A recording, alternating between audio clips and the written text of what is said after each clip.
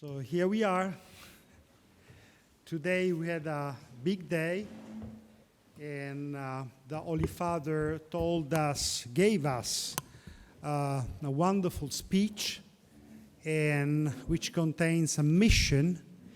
But what I was struck about was the fact that when he arrived, he didn't go to his chair as he used to do. So I went to many audiences, and of course he always goes to take his chair, to sit there, and then he used to greet people afterwards. But today happened something different. So he went to greet Martin, Helen, and Francesca. So I'm very grateful for you, Helen and Francesca, to have made it and to be here with all of us. Thank you so much. Thank you so much.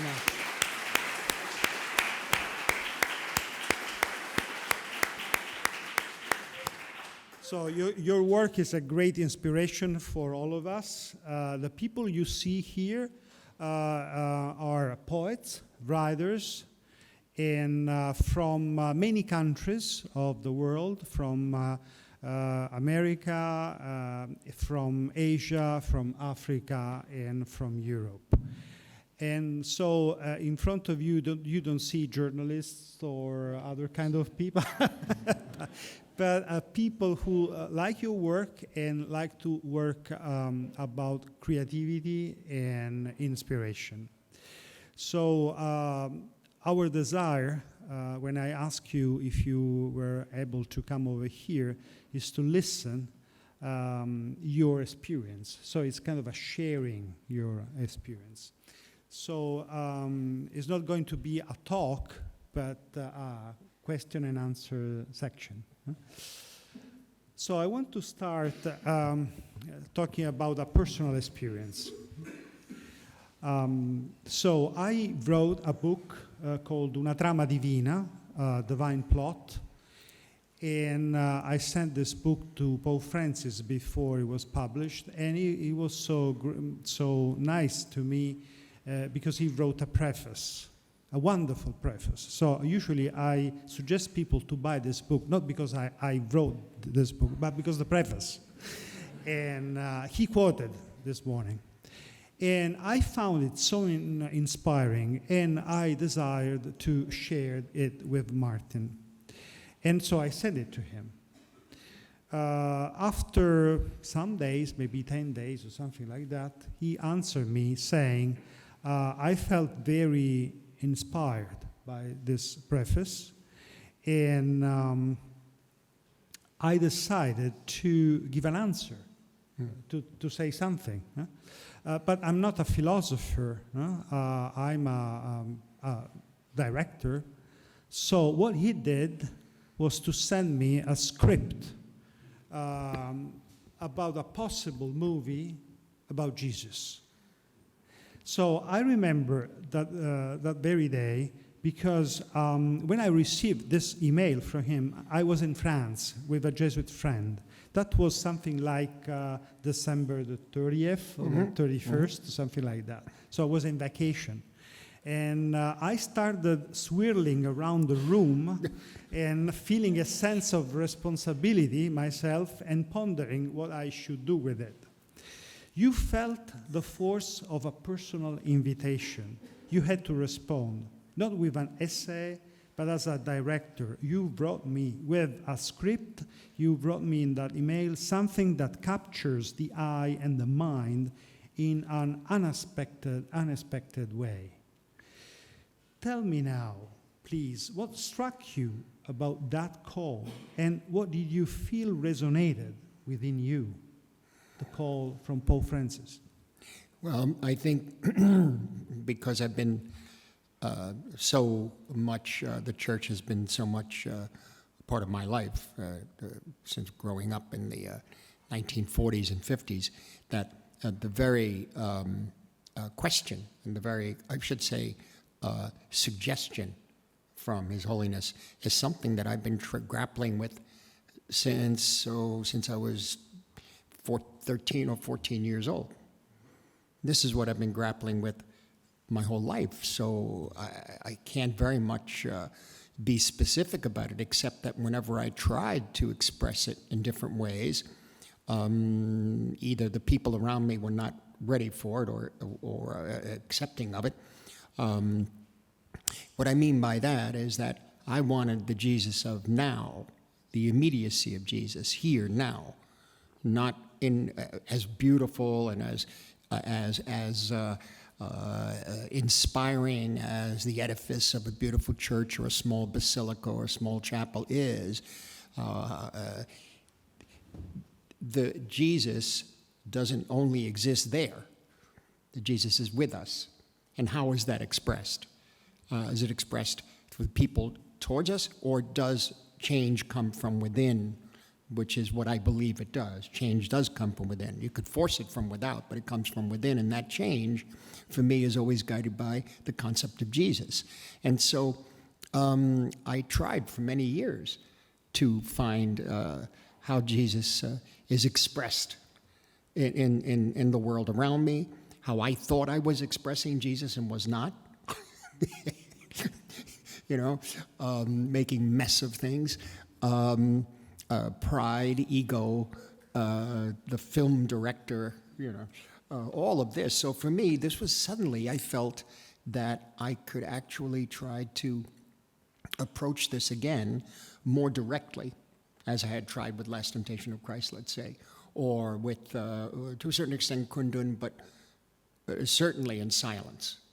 I think that was the most, that by the time I had done silence, I felt I had at least begun to grapple with the mystery in the right way.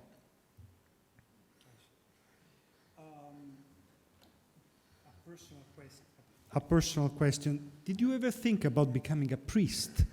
I think so.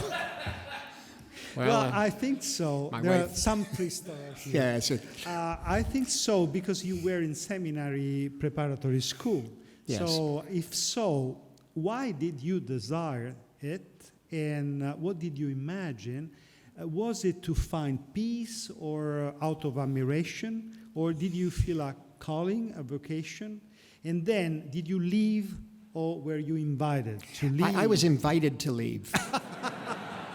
Yeah, but the question is, being a priest, being a priest and being a filmmaker, do these two things have to do with each other? Do these two things have to do with each other for your life?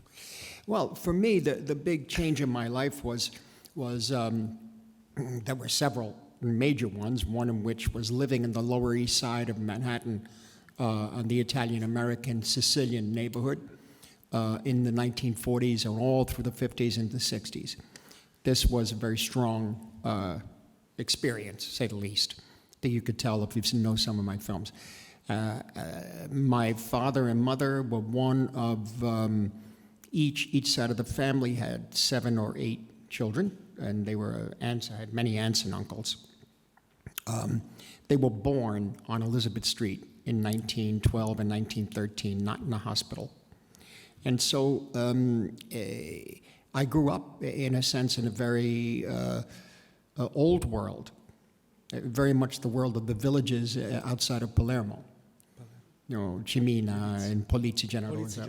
Yeah, so in a way, these are the people, and some Neapolitans, maybe some Calabrese, but mainly Neapolitan Sicilians. So in any event, Sicilians.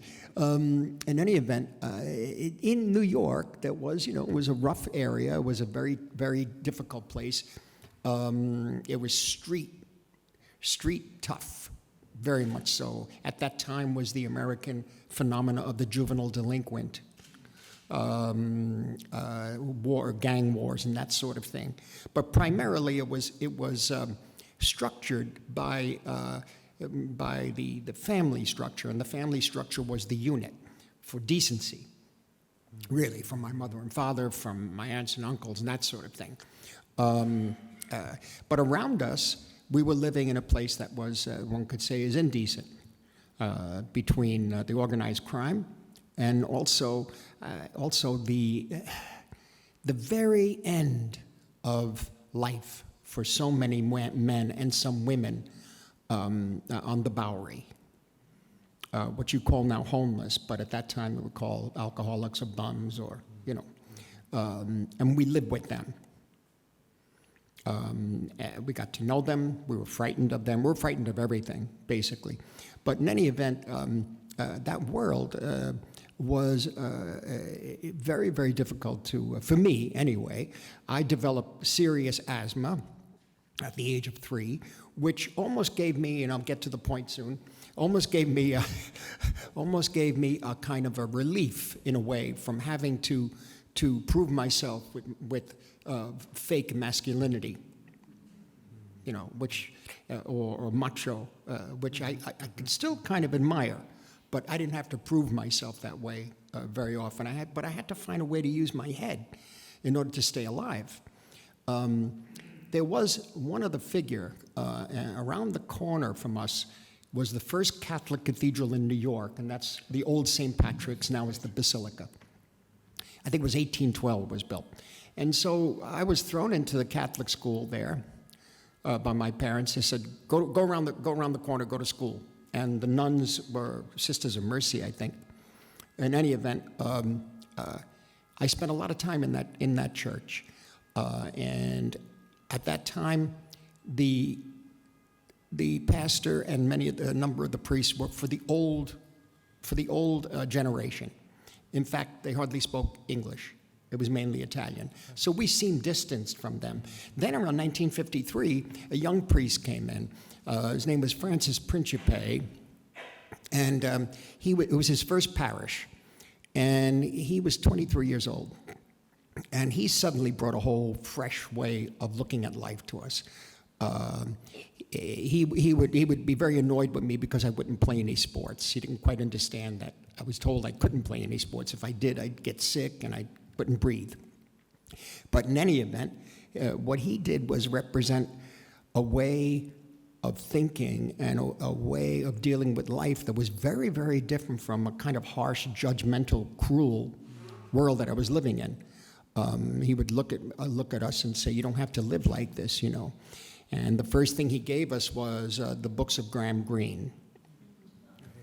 And we started reading, The Power and the Glory. The best for me was The Heart of the Matter.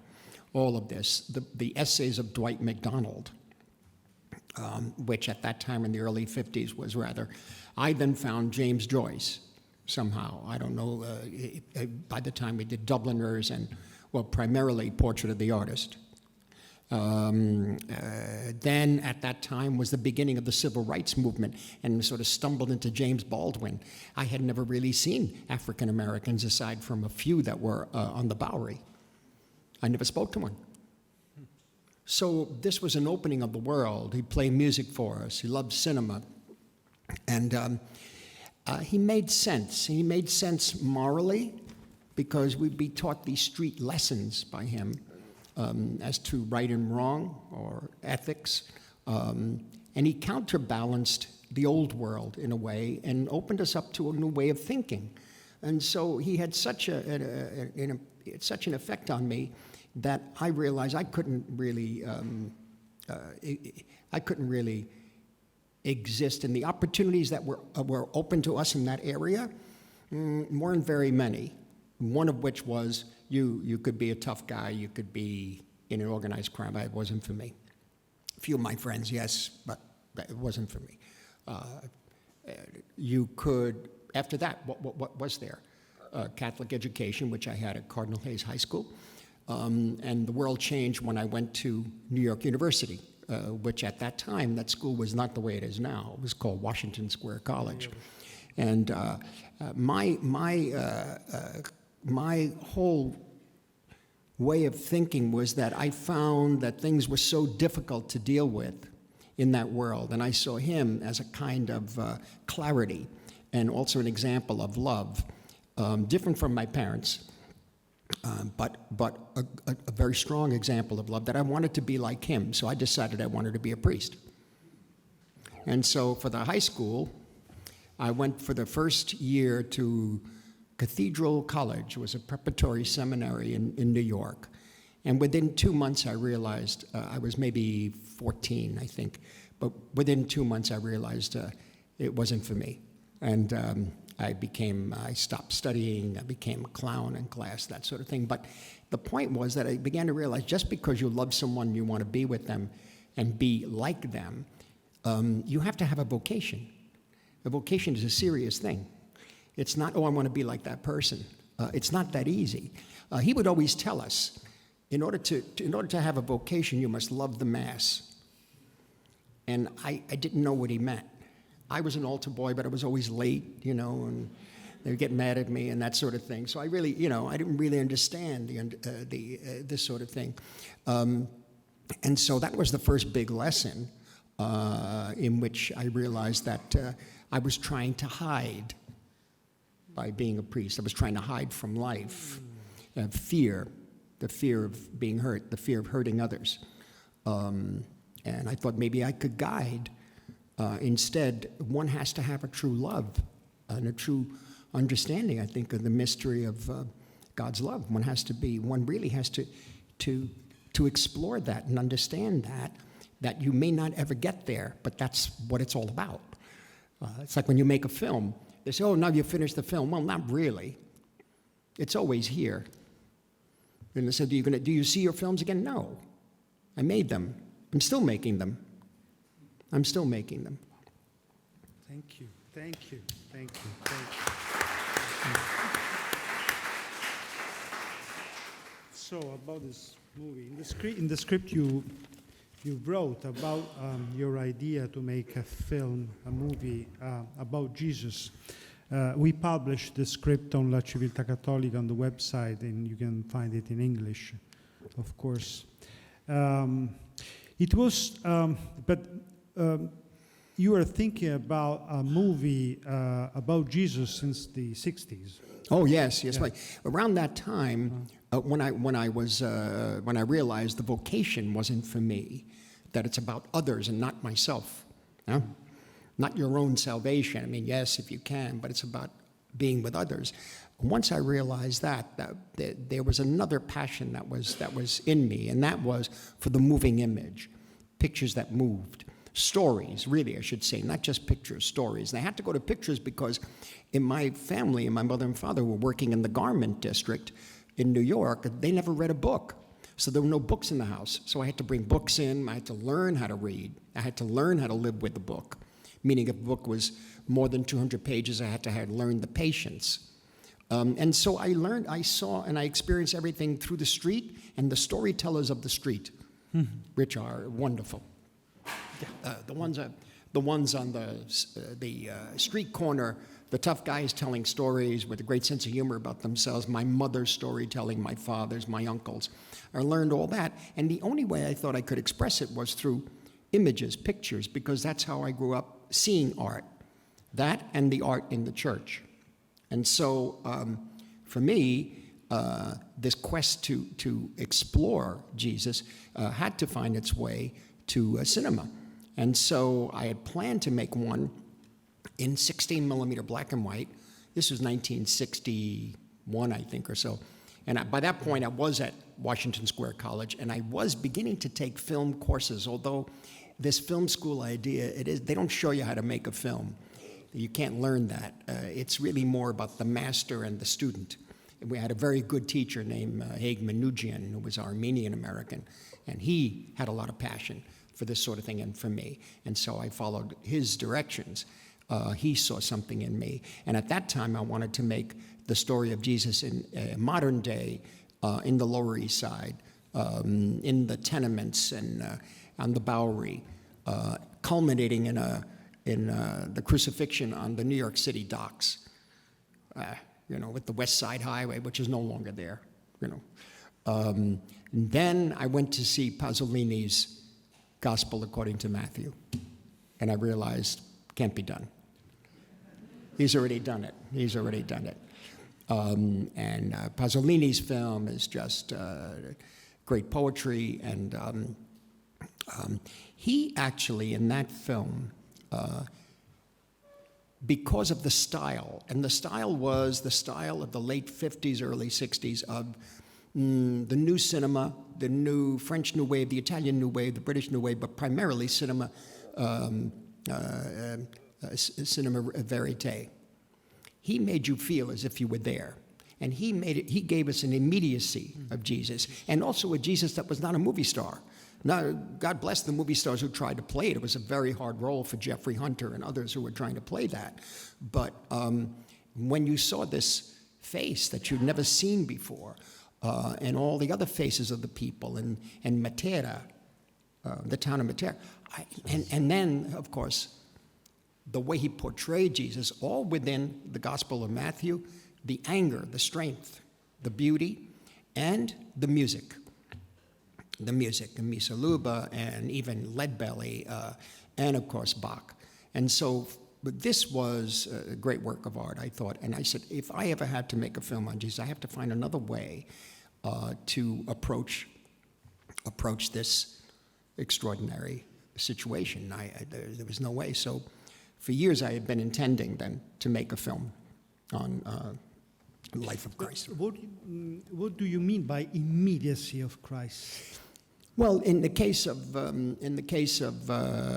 if you want to look at film, Pasolini's Christ is the guy. It's not somebody who walks in the room and glows. Mm-hmm.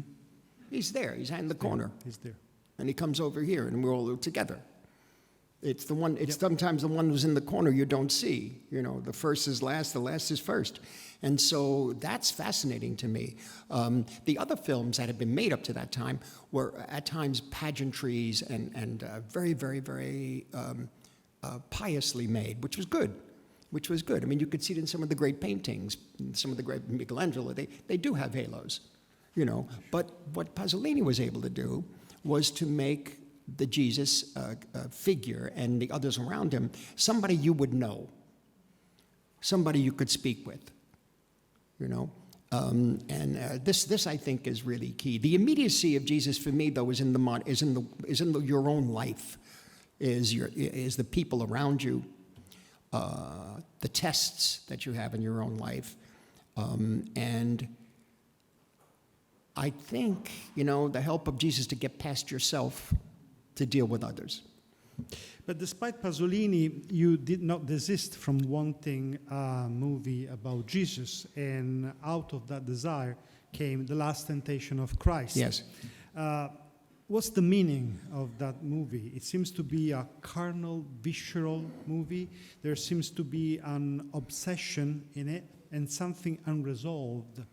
So what moved it? Were you satisfied with it? And it's interesting to me that although you mention other movies of yours in the script you write, you didn't mention that one at all. So well, why? I could answer that first because it's like a button that's pressed with that film.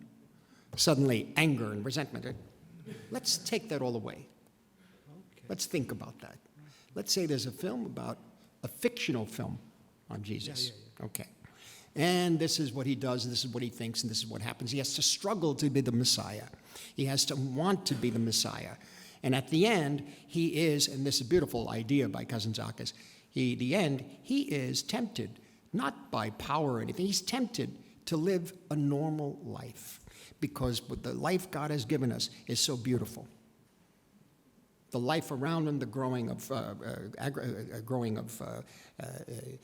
his produce or agriculture, the love of a woman, the wife, the children, raising children, the life he gives Jesus as a temptation, as the devil gives Jesus as a temptation, is something that's so beautiful.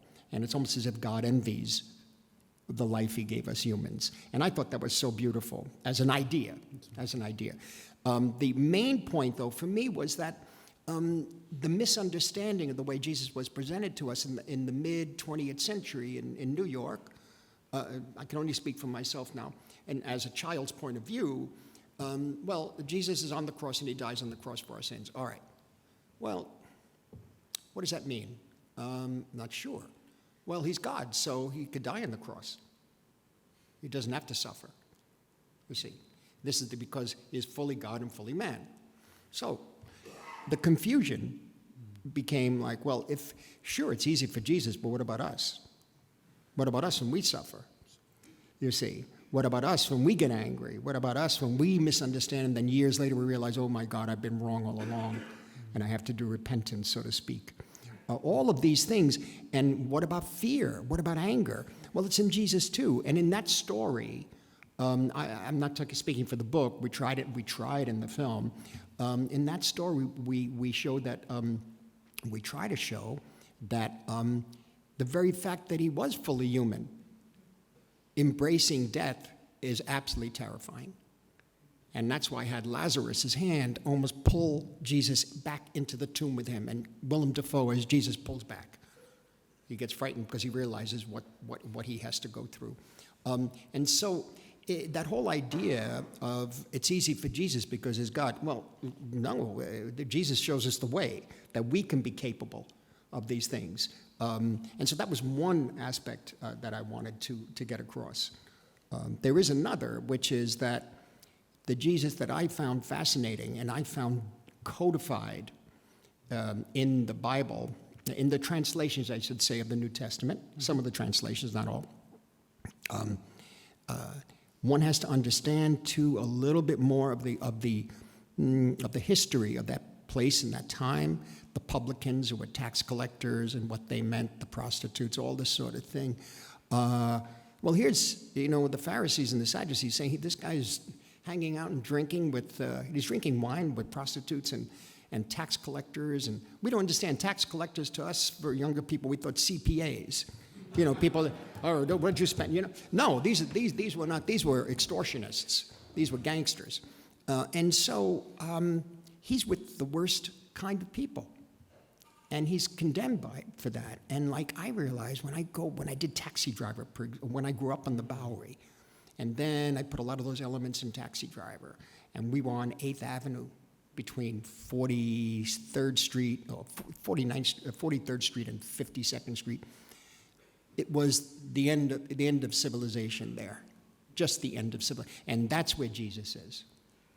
That's the film I wanted to make for them who say, I'm a drunk, I'm a drug addict, I'm a prostitute, I'm this, I'm that, I'm mean, I have no heart. I have nothing in my life. I don't deserve to be loved. And that's the Jesus I wanted, and that's why Last Temptation was presented that way. Talking about another movie I really was struck by, the movie's Silence. Silence. What did silence mean to you? I found it a deeply spiritual film.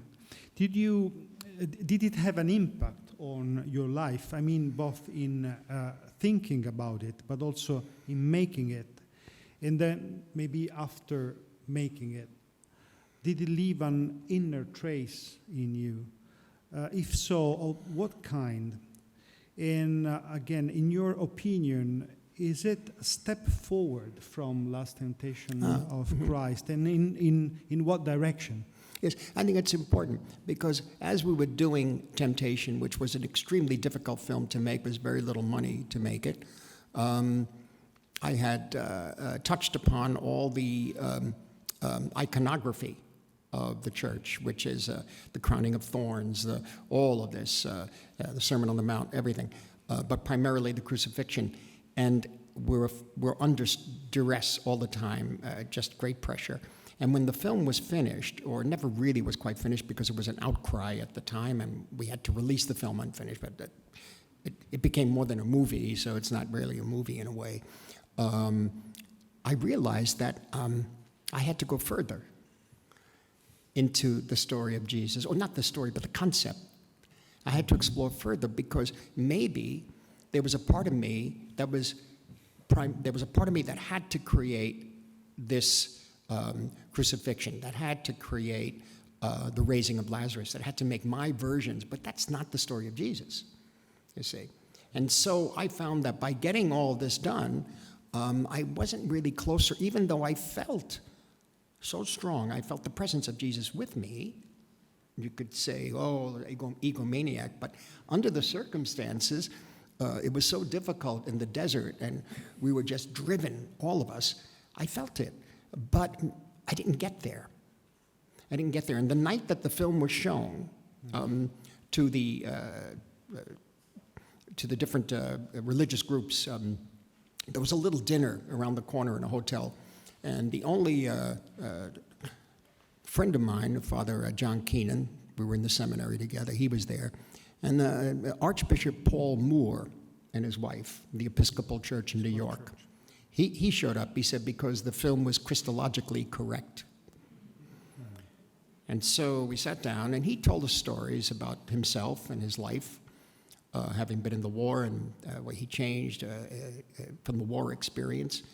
And this is for me, too. I'm talking about my own sensitivity in the Lower East Side and wise guys and alcoholics and this sort of thing. Is nothing compared to what people go through in a war experience, you know. So, but that's all I know. And I know that that's how I reacted. But he said, I'm going to give you a book. It's called Silence. And he described some of it to me. And that was 1988. I held on to the book and took it with me to Japan in 89. After I had to make Goodfellas because I owed them a film. And they let me go to make Last Temptation in Hollywood because all the studio heads knew how much I wanted to make it, and I was driving them crazy. And anyway, they made it all work, those guys. It was quite something to see different studio heads come together and say, all right, well, we'll forgive that debt, we'll move that over here, and go ahead and do that. But when you come back, finish this film. And it was Goodfellas.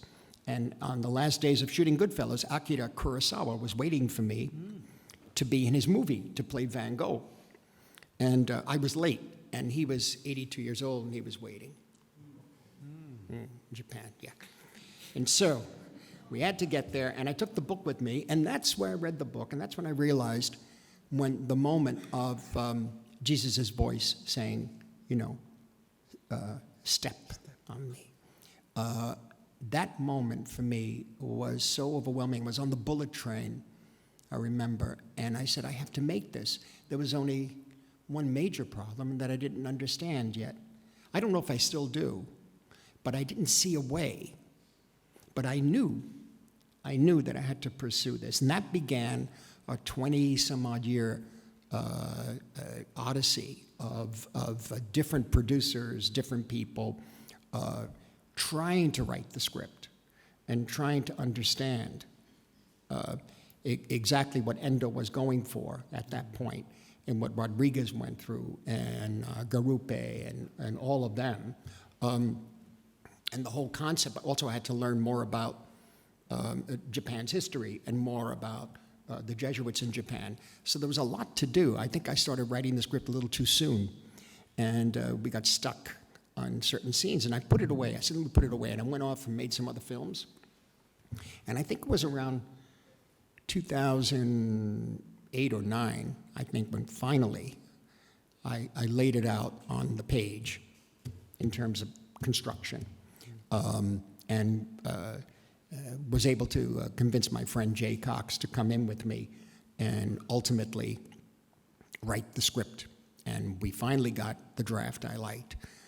The problem then was the legal issues. There were so many different producers and people who had claims on it, and it took another 4 or 5 years or so for some old friends of mine to try to undo the damage that was done, like the Gordian knot, in a way, of undoing these things. That's why you see so many producers on that film. They did do something, but primarily it's because they stayed with the film for 3 years and they didn't do it. Then another 2 years and they didn't do it. But in any event, all of that was about trying to understand what, not if I understand, but to come to terms with what Rodriguez did. All of that, building that at one moment. And so I know that when we went to Taiwan to shoot the film, it was Ang Lee who sent us to Taiwan. You know, the director, he's a great director, and he said, you go there, man, we have everything. And we use Hao Xiaoshan's sets, and it was an extra, but the film, the making of the film, had an impact on everybody on the crew. Everybody on the crew. It was a difficult shoot. I thought Temptation was difficult. This was even harder. But I never saw people work so hard and with smiles under earthquakes and typhoons and the seasons for the Taiwanese cobra, which apparently they have a season. Which they didn't tell me about, but it's okay. You don't have to. You go to Taiwan, it's all right. But in any event, it was a shooting in a typhoon was extraordinary, and the Japanese actors, the ones who got on the crosses with the water hitting them. This was They insisted on staying up there. I said, no, come down. No, I do more shots for you, you know. And these were remarkable actors. But I get very excited about that particular film. It was a very beautiful experience with Andrew Garfield and Adam Driver, you know. And so that became, by the time that night when we shot that scene where Andrew Garfield has to step on the fume, the stunt people were upside down in the pits. But, you know, it was very difficult for them. And it was around 5 in the morning. And as soon as he steps on the fume, we hear the cock crow for real. So, okay. You know, wow. we're chilled. And, you know, and when he did it, Andrew did it so beautifully. And, you know, the Ise Yagata up there as Inoue, it was something that no one will ever forget. It was 5, then 6 in the morning. We all stumbled home, you know, to the hotel. But I think for me, I had so much in my head about silence and so much about the missionary work at that time. You know, I'm not an authority on it, but it's a matter of, in a way, the way I saw the behavior or the example that Jesus gives, the example, let's say, that Father Principe gave me most of the time. Maybe this is the way to go about missionary work. You say, I want to be like that person. Well, that person, I want to be like that person. If she did that, when I was sick, they stayed in the room. They didn't leave, you know? Well, why is that person that way? And then you find a little more, And if you say, well, this person has faith of a certain kind, you might be more interested, you might understand. But I think that's probably one of the things that Rodriguez felt, that this may not be the way to deal with Jesus in another culture. But Ari Aster, commenting on silence, said that just by denying God, Kijihiro became a true Christian. Do you agree with that? No, Why? I think he may have simplified that. I think it's, because he is very articulate on the film, and Ari is a unique filmmaker. His latest film, Beau is Afraid, is 3-hour, hilarious Kafkaesque nightmare. I mean, just madness. But again, taking chances, you know. But Ari, I think, is talking about the fact that in giving up is when you get it. In giving it up and saying, I'm not going to crush it, I'm not going to hold on to it anymore. And it goes, and suddenly is when you receive the grace. And I think that's what happens with Rodriguez.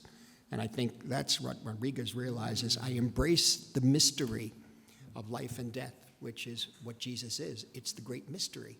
And the beauty of it, we'll never know the end of it. You know, we're just not going to know.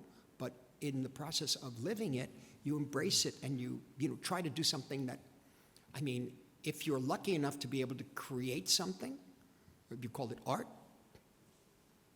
that's a gift. It's a gift. And I was saying, St. Augustine said, right, the art is beautiful because it reflects God, in a way. Any kind of creation, it really does. And the more, through art, is where you learn about the other cultures and all of this. But it really is an attempt for us to make sense of our existence, right? I don't have to tell you, you know that. So for me, Rodriguez realizes, no, it's the embrace. It's the embrace of the mystery. It's the embrace of the people around me. They don't have to die on the cross. They simply don't, even though there are many who say, no, they're the real heroes of the film. Yes, I understand that. And there's been some criticism about the film that filmmakers are more like there's a phrase they use now called cultural elite, where we'll take that from Catholicism or that from Buddhism. I'm not going there. I mean it. When he stepped on that Fumi, he stepped on it, and he knew what he was doing. And the first night in Rome, when the film was shown of a group of Jesuits, the first question I got was, would you do that? Would you step on it? And I said, well, if Jesus told me, if I heard Jesus tell me to step on it, I'd step on it, because Rodriguez heard Jesus. Well, maybe it was, we don't know, he heard Jesus. And so for me, all of these questions come together, and I think ultimately it's a very special attempt at an understanding. I don't know if it's a successful movie, but it's an attempt at an understanding. Huge movie. Wow. Again, about Jesus. In the script you wrote after reading the preface written by Pope Francis, you wrote, Jesus contains multitudes. And that sounds like a quote from Well, it's Walt Whitman. Yeah. Yeah. Bob Dylan. Bob Dylan, too. Come on. And Walt Whitman. Exactly.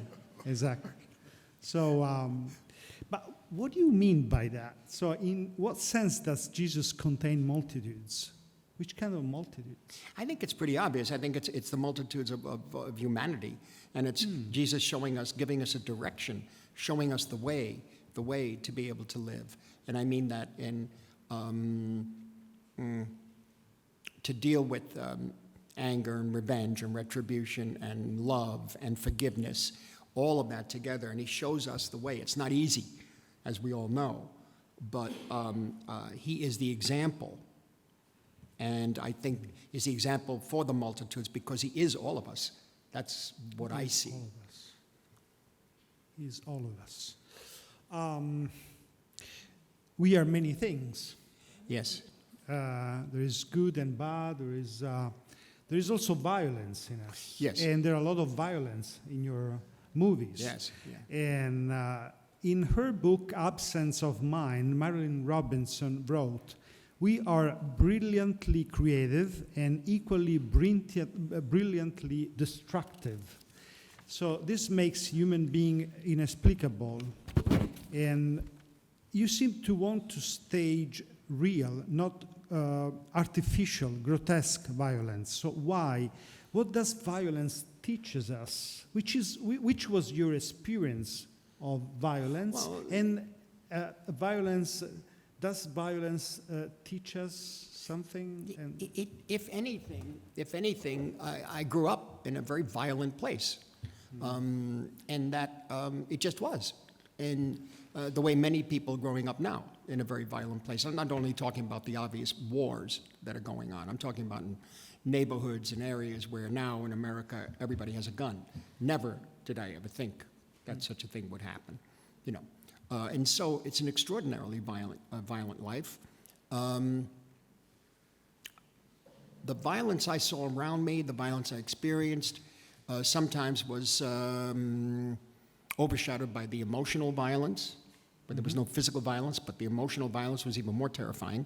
But the thing about violence, to me, two aspects. One, the major point is who we are, the human condition. To deny it will only prolong a bad reckoning with violence. To deny it, you must face it. You must understand that it's in us, in our human nature. In our very, very human nature. There might be many people who are very sweet and have not one aspect of it. I don't know. I'm speaking from my own experience and a lot of people I know. To understand that and then to overcome that and not to be ashamed of it. This is the key. It was one time a Tibetan monk once told me 20 years ago, he said, "Oh, I saw your film." We were in Washington with the Dalai Lama. He said, "I saw your film, Gangs in New York." I said, "Oh," see, I said, "It's a little violent." He goes, No, don't be upset. He says, "It's your nature." I was suddenly very moved. Yeah, well, it's maybe my nature. All right, well, then I have to deal with that if that's my nature. And we have to know we're capable of it. There was a great writer who recently saw Killers of the Flower Moon. And Killers of the Flower Moon, which is the new film we finished, we showed at Cannes, There's a concentrated effort to pretty much kill off all the Osage Native Americans for their oil money. And not just by guns or bad liquor, but marrying the women and then letting or helping the women to die. So you inherit. See, this was 1921, 22. And at one point, I was talking to this writer, a famous man. I said, I can't understand how anybody could do this. He said, anybody could marry this woman, be in love with her, and it's a true story. She in love with him, have children together, and he's helping poison her. And I said, I can't imagine anybody. He said, well, if anyone could do it, then we're all capable of it. And this is frightening. And he was a remarkable man who said this too, but I don't want to give away the confidence. But the point is to understand the violence. So if you make violence exciting or expressionistic in a way, it could be quite beautiful, like The Wild Bunch, Sam Peckinpah. But if you make violence fake, I don't know any other way to shoot it except what I saw. There is another element to show the ugliness of it and the awkwardness of it. I learned that sometimes about watching some of the Fassbinder films years ago and just growing up in the Bowery where I was. But there was another element, too, which is even more troubling, and that is growing up in that area and my own nature, as the monk said, my own attraction to violence and being excited by violence. So this is something we have to understand and face that in ourselves, too. And we have to know that truth about ourselves. There's sparks of it, because in the neighborhood, in the old neighborhood, fights in the street, that was very exciting, but then there were killings. I didn't witness any, but I know the people who were killed. And it wasn't pleasant, and it wasn't funny, and it wasn't exciting, I can tell you that. So violence for me can't be, you could have a beautifully choreographed, like what sometimes the great Chinese director Zhang Yimou would do, or as I say, Peckinpah and others, or Wong Kar-wai, and do incredible violent sequence, but that's ballet. It's ballet, it's fantastic. How these guys, men and women, do this stuff, I don't know. It's phenomenal. But it does distance you, there's no doubt. I'm not saying they're wrong, I'm saying that I feel distanced from them. But when you get the impact of, you're going back to, even John Ford had it, but Sam Fuller, Sam Fuller's films, but he really had, the power of Fuller's movies was about the emotional violence that he had. In every frame, you could feel it. It was going to explode any second. And then later on, at the same time as watching Sam Fuller's films, I'm watching the Italian neorealist films. I'm watching Europa. Well, we finally found a good copy of Europa 51. Francesco. The Little Flowers of St. Francis. So violence for me, I find that, especially in America now, by distancing oneself from it, it's worse. I think we have to understand and embrace the violence in ourselves and our association with it. It's not an easy time to have faith in God, in God's love. Pope Francis preaches a God who is mercy, whose name is mercy. You once told me in an interview we made years ago that when you were an altar boy, going out on the street after Mass ended, you wondered, how is it possible that life goes on as if nothing has happened that right after Mass? Yes. And why has nothing changed? Why is the world not being shaken by the body and blood of Christ? Mm-hmm. These were your questions. Mm-hmm. You told me that. Mm-hmm. So do you have hope that people today can still feel his presence? And what is mercy to you? I do think that once I was so taken by that as a young person, and I do realize that in the beginning of Mean Streets, where Harvey Keitel says you don't make up for your sins, meaning you don't live life, you don't lead a Catholic or Christian life, you don't make up for your sins in church. You do it in the streets, you do it at home, and the rest is nonsense, And so in a way, the transubstantiation isn't only in the building. It has to resonate throughout the rest of the world, you see. In order to do that, we have to be responsible for some of that ourselves. It's how we act, having experienced the transubstantiation in church, to take Jesus and to take God out of the church, in a sense, into the streets and into the home, most of all. And as this, for me, is the reality. Have I succeeded in my own life? I don't know. I don't think so. I'm 80 years old now. I don't know. But I found that at that time, that was the main task, because I saw things happening all week, craziness. Then we all show up at the 12:30 Mass on Sunday. You know, it's like one of the wise guys on Mott Street, an older guy at that time, not older for us at the time, we were in our teens, but he was a great thief, and he would go and pray to God to give him strength to steal some more. Something not quite right, but but this is where it came from. Yes. So I said, no, you shouldn't be praying for that. It's the other way.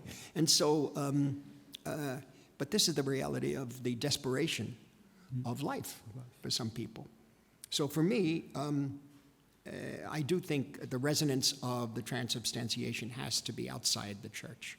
It really does. And the laity is so important now in the church to take part in it. And we see the two words now constantly, justice and mercy, justice and mercy. I wonder why mercy shouldn't be first. I know, because justice it's a cry for blood, it's retribution. And more until they're all dead. And somehow it's got to stop at some point.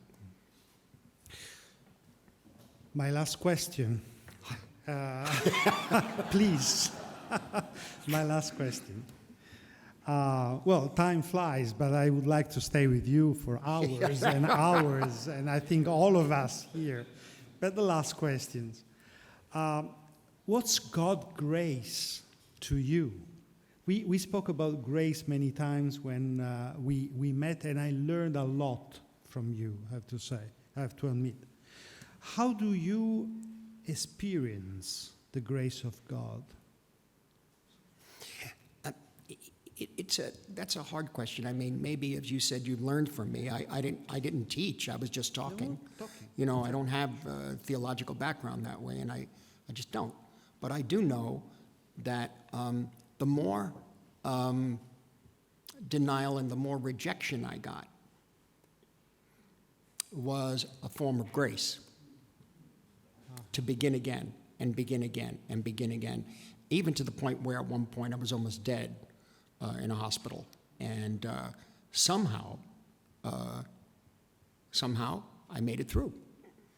I remember telling the story to a Native American kind of a poet, philosopher, medicine man in 1980 in LA. He was blind. His name was Storm. And he looked at me and he said, "In that hospital, you died. You are now resurrected." He was right. He was right. Prior to that, the grace that night that I was in that car in 1963 in November, 2 weeks before Kennedy got killed, in a car. My neighborhood didn't have cars. You don't have cars. It was too congested. But there was a young guy who came around. He was a off-duty cop. He behaved brashly. He had a gun with him. You never showed guns in those places. You never wore a gun. Because it was very dangerous. But he had his cop thing and he had his gun. But he had a car, a convertible. And we were so bored.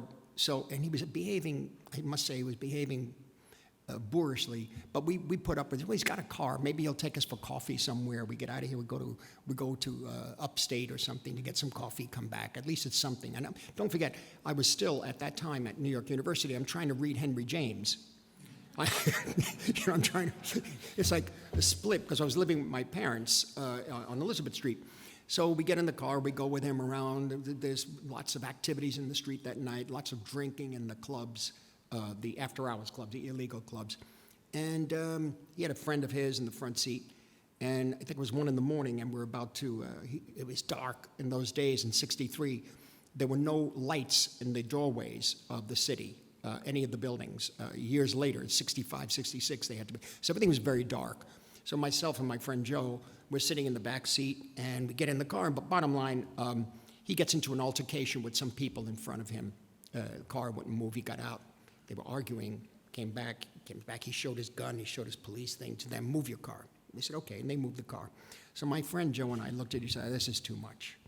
This is too much. The guy's acting like a fool. I said, well, let's go home. It's 2 o'clock in the morning. I said, yeah. So we said, good night, good night. We went home. They drove off. Within 5 minutes, they were shot. On Astor Place, where the Cube is, if you know it. Bullets, and the kid in the front got his eye shot out. And the next morning, I didn't know. The next morning, my friend Joe saw me, and he said, borrowed time. Nobody knows we were in that car. Thank God we got out. You know, why? Why did that happen? We would have been killed, you know, or at least greatly maimed, to say the least. And so from that moment on, it was something that around the same time as knowing Father Principe, at the same time as NYU, at the same time as being open to cinema and all the great new cinema that was being made that could be made now with easier equipment, lighter equipment, all this was a way out. And there seemed to be some kind of a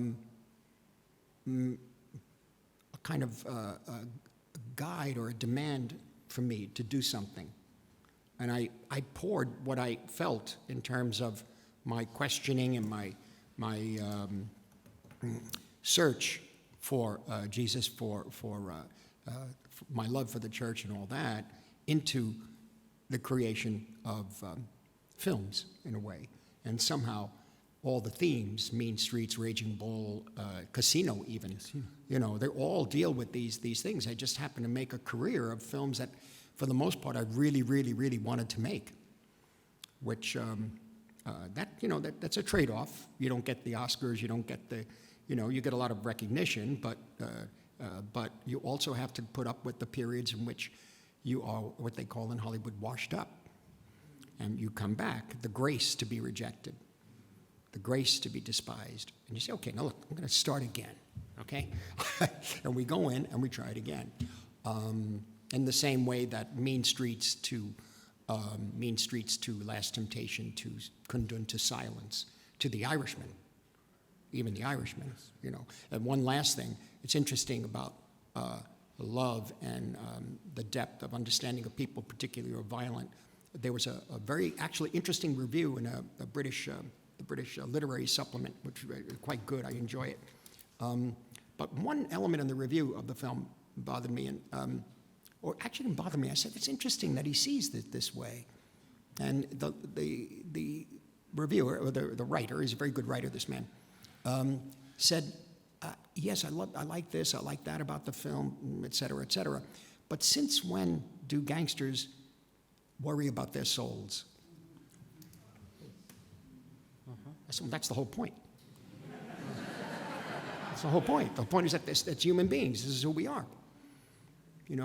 I understand what he means. I get it. But it was so dismissive of a whole swathe of humanity. It was, they're just gangsters, they're just drug addicts. No, you see. Thank you. Thank you. Thank you. Thank you.